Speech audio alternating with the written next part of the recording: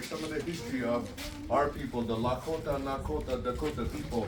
Some people call us the Sioux, and that's not who we are. We are the Lakota, Nakota, Dakota, and we are known as, amongst our own people, we are known as the Hitchcock, which means the people that dwell together. The word Sioux is not part of our language. It's more of a derogative term to call somebody. The word comes from the Ojibwa people as well as the French people. As the French were coming across the country and they came across the Ojibwa people, they asked them, who are the people down this way? So the Ojibwa said they are the Lenawasi, which means they are our enemy. The French, they came and they put their OUX on it to pluralize the word, and it became Nedawasu. And then they couldn't pronounce the beginning of that, so they cut the first part of it off and kept the SIOUX and gave that name to our people. That's not who we are. We're not your enemy. We would like to be your friends. And since they changed the name, they gave us the name Sioux.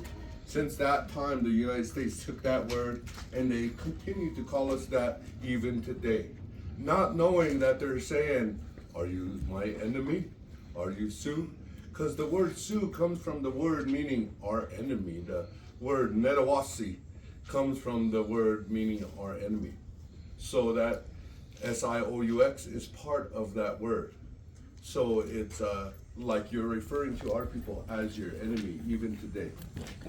But what I do here is I try to share some of the information about our people and the history of the Black Hills pertaining to our people. I was here, I was a ranger for about 3 to 5 years, somewhere right around there. I had the Smokey Bear uniform on, the hat and all of that type of stuff. And I tried to do an interpretive talk about the presidents and how they helped our people and what they did for our people. I did all the research I can and I couldn't find anything positive that the president did for the Native people. Not only our people, but the Native people throughout the country. So the bosses said, go ahead and talk about what you want to talk about. And luckily I carry history, I carry knowledge of our people, the Lakota, Nakota, Dakota people. So from that time on, I started to produce material pertaining to our people. Our people say the Black Hills are very sacred because of our creation story and origin story. We say after Creator created all this beauty throughout Mother Earth, the universe and so forth, we left from Creator's spiritual realm and came through a passageway into this spiritual realm, through a place called Winnie Cave, here in the Black Hills, not too far from here. We call it in our language, Onie Wakan. The breath of life that Mother Earth breathes goes in and comes out at that point. From there, our people emerge along with all the little insects, all the big animals, all of mankind. And they say in the beginning, mankind had the same color skin, all spoke the same color language. Everything was beautiful, everything was good, everything was in harmony, the way it was supposed to be. And then our people, after they emerged from the cave, then they were roaming around the Black Hills for a while. And then there came a time whenever every living being wanted to see who was going to become the dominant species to walk upon Mother Earth. So they had a race throughout the Black Hills and around the Black Hills 4 times. All the little insects, all the animals, the hoof, the pod, even mankind, they ran on this racetrack all the way around. At the end, the buffalo was coming to the end of the race. Just as he was going to cross, then the magpie that sat behind his ear flew across the line and won the race for the 2-legged and the winged. After the dust settles down, then the magpie calls upon mankind. Mankind, we would like to honor you today. Since you have a bigger brain than we do and you understand how Creator made all of this to exist in harmony for all of his creation, we would like to honor you to become that dominant species today. So mankind steps up and becomes that dominant species from there on. And from there on, everything left in all different directions. After a while, Mother Earth started to move and started to shake. Pieces of land broke off and drifted off into the big oceans we call Binichanka. And because mankind, plants, animals, insects were on these pieces of land where they came to rest, they adapted to those environments. Skin color started to change. Languages started to change. We no longer understood the bird's song, the buffalo's grunt, the bear's growl. They no longer understood ours as well. And life moves on from there. And the story goes on and on and on and on. So Wind Cave is a very significant sacred area to our people. Within the Black Hills, there is certain areas that are sacred. This photo here is a photo of the mountain before it was carved. This mountain had a name before this was carved into it, before it became Mount Rushmore. This mountain, our people called it Itacha Shakpe. 6 Chiefs was the name of this mountain.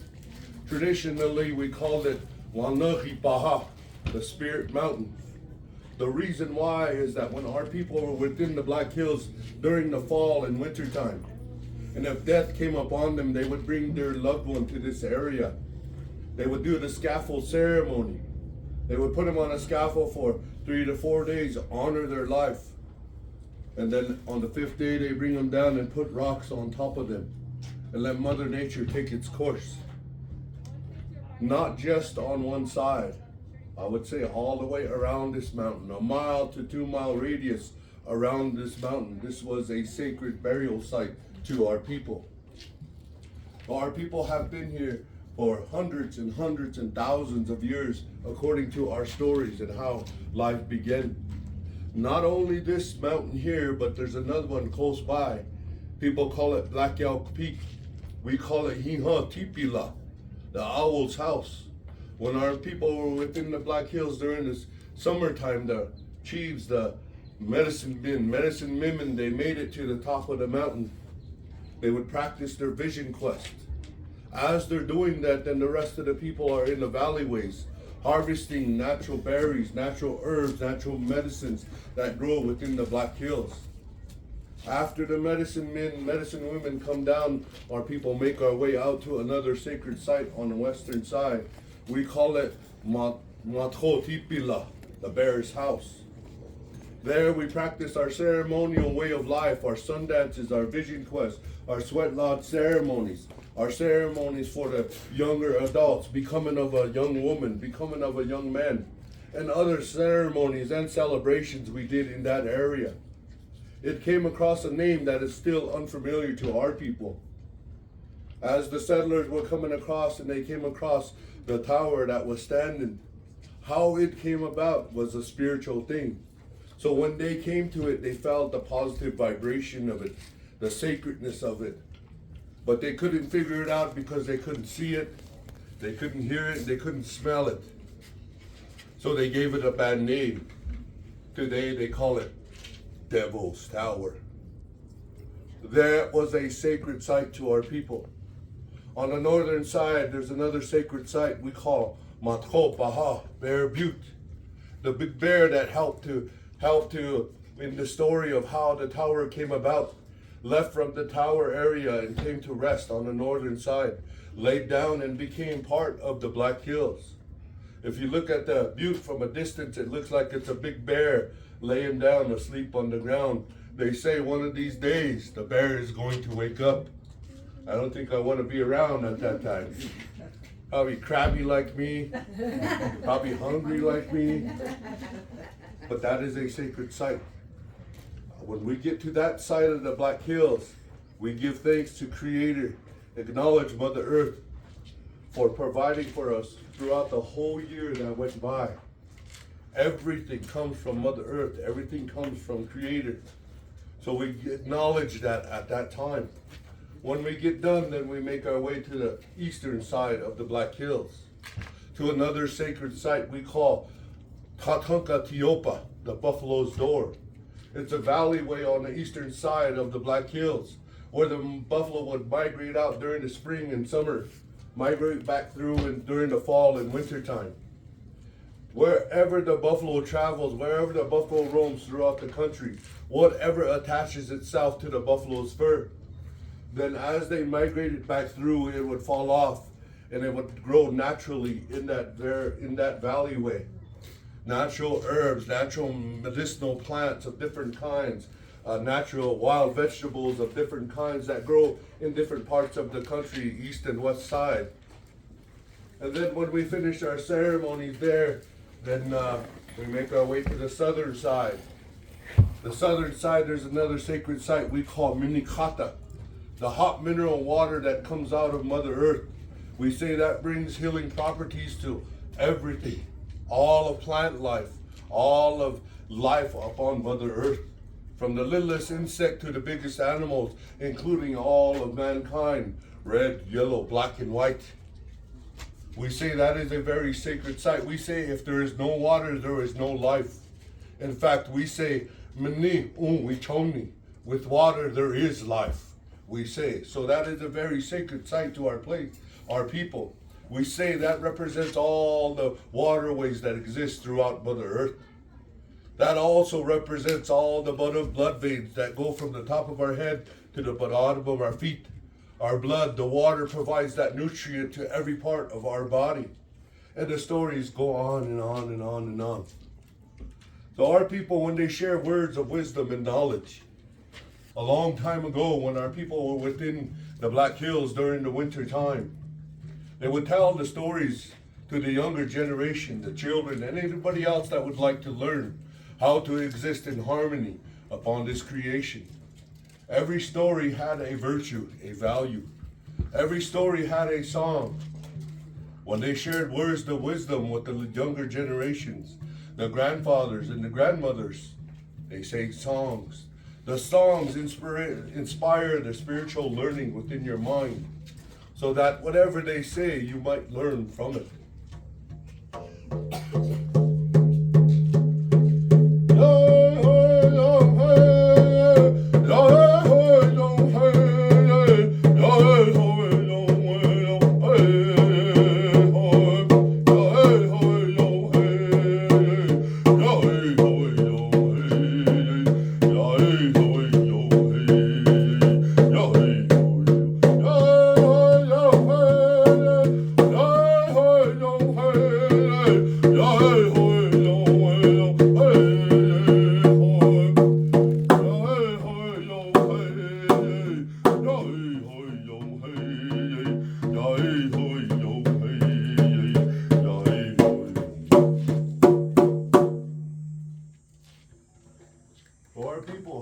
Many different types of stories. And we've been here for hundreds and hundreds of years, as well as other tribes that came to visit the Black Hills, utilizing the Black Hills in different ways, gathering different types of herbs, medicines, and hunting the elk, the deer, the buffalo, and things like this. Other tribes such as the Kiowa, the Comanche, the Plains Apache, the Cheyenne, the Arapaho, the Pawnee. Different tribes that were nomadic like our people that roamed throughout the Great Plains. They would come through the Black Hills and they would utilize the Black Hills at certain times of the year. They left evidence within the Black Hills. Within the Black Hills, there is not only Wind Cave, Jewel Cave, and Rushmore Cave. There is other caves. In these caves, they have found artifacts that date back anywhere from 25 to 35,000 years ago. These artifacts were arrowhead points, spearhead points, grinding stones of different kinds, petroglyphs on the interior walls of the caves and on the cliffs throughout the Black Hills, telling the story of the native people, the indigenous people that came through and utilized the Black Hills sometime or another throughout time. So our people, along with other native people, have been in this country for thousands and thousands and thousands of years.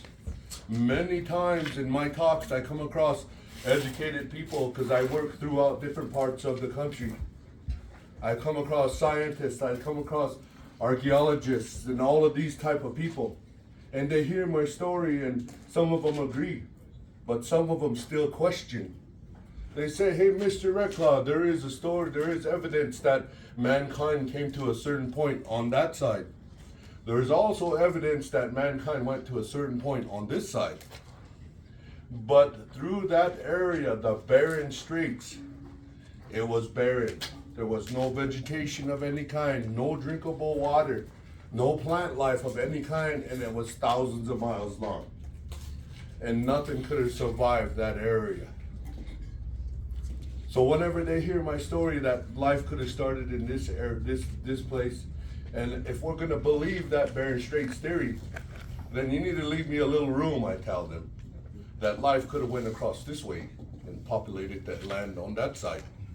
They say, well, Mr. Red Cloud, there's a shoreline that maybe they came and landed on a shoreline and populated the country. So I tell them that is possible.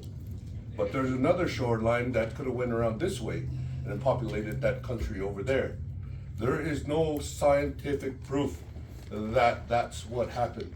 But in today's world, the people continuously push the Bering Straits theory. One scientist said, you know, Mr. Red Cloud, you make a lot of sense. And that is probably why the Bering Straits still remains a theory today. So again, my name is Darrell Red Cloud. I am the great-grandson of Chief Red Cloud of our people. Right in the center, this photo is a famous photo of my grandfather along with other chiefs of our people.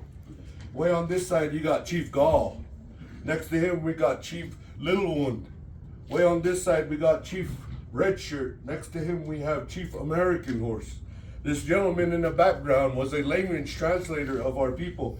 These gentlemen could not speak a word of English. This photo was taken in Washington, D.C. somewhere. You got carpet on the floor, you got a fireplace in the background. This is a famous photo. It is known as the Sioux delegation.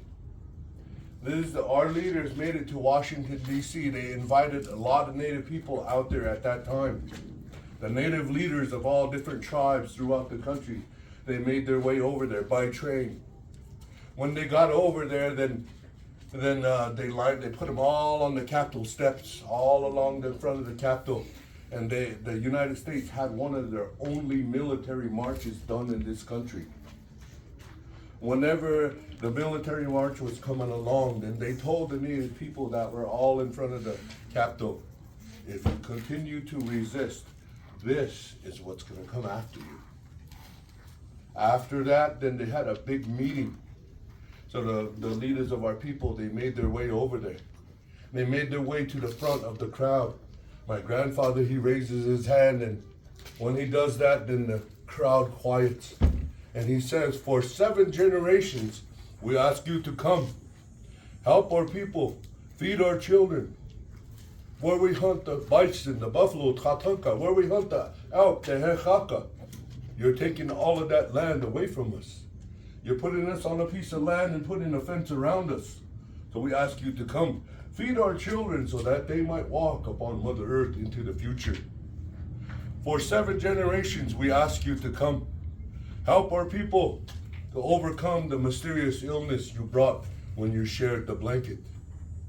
For 7 generations, we ask you to come. Teach our little ones your way of life so that they might walk upon Mother Earth alongside of you into the future.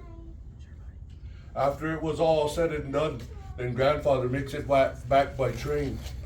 The grandchildren, the people, they were worried he wasn't going to make it back. When he starts to get off the train, then the little ones, they acknowledge him in an honorable way.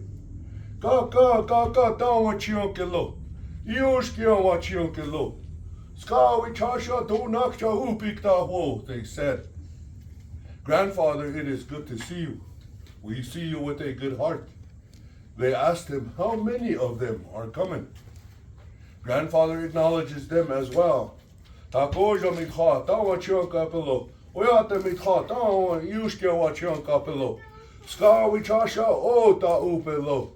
He says, it is good to see you, grandchildren, my people. I tell you, there is a lot of them that are coming. It's like you get the buffalo's milk and you spill it out like this, and it rolls out like this. That's how much is coming. So I tell you, grandson, granddaughter, you have to learn their way of life in order to continue to walk upon Mother Earth. After that is all said and done, the dust settles. Those 3 things come to the reservations throughout this country. The rations, the health care, the educational system. In the beginning, none of them were good for our people. Some of us know the history of those. Today they still exist on our reservations. They're a little better than they were when they first came. The most important one is the education. Our people are educating our little ones with our culture, our language, our way of life. At the same time, we put them in schools and they're learning all the way up to the college level and beyond, becoming businessmen, businesswomen, doctors, teachers, nurses. Hopefully one of these days, maybe a great-grandson would find his way up into a place called Washington, D.C. Maybe even to the White House. Possible, right? Then maybe this country will be run right. Again, my name is Daryl Red Cloud. No offense to anybody. I'm just here sharing our people's history. Thank you all very much. Have a nice day.